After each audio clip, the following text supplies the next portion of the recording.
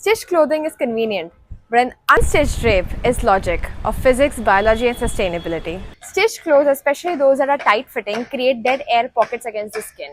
In a hot climate, this traps sweat and heat, leading to discomfort and skin irritation. But a drape moves as you walk. This movement creates a pumping effect, constantly cycling fresh air through the layers and allowing sweat to evaporate, cooling the body. In fact, research shows that simply changing a sari drape can alter its glow value by up to 50%. Stitched clothing is rigid. If you gain 5 pounds or become pregnant, the garment becomes useless. But a drape is truly one size fits all.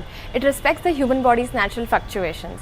It doesn't demand the body fit the clothes, rather the clothes fit the body. In fact, drapes like the dhoti or nawari sari allow for a range of motion, squatting, lunging, climbing, that is often restricted by the seams of trousers or skirts. The act of stitching technically is an act of destruction. Needles create thousands of tiny holes, and tension at the seams eventually leads to tearing. But an unstitched fabric remains a whole object. This is why a 100-year-old sari can be worn today, but a stitched dress from the same era would likely be torn at the seams. Also, tailoring involves cutting patterns, which creates fabric scraps that usually end up in landfills. But an unstitched garment uses 100% of the loom's output. It's a fascinating shift in perspective when you realize that for most of human history, civilized clothing meant masterfully draped fabric, while stitched clothing was often viewed as a crude necessity of nomadic or barbaric tribes. Unstitched clothing is as slow fashion as it gets.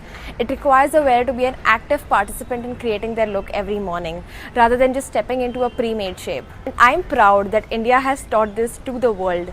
Do you think we will see a sari revival movement in 2026? Comment down below.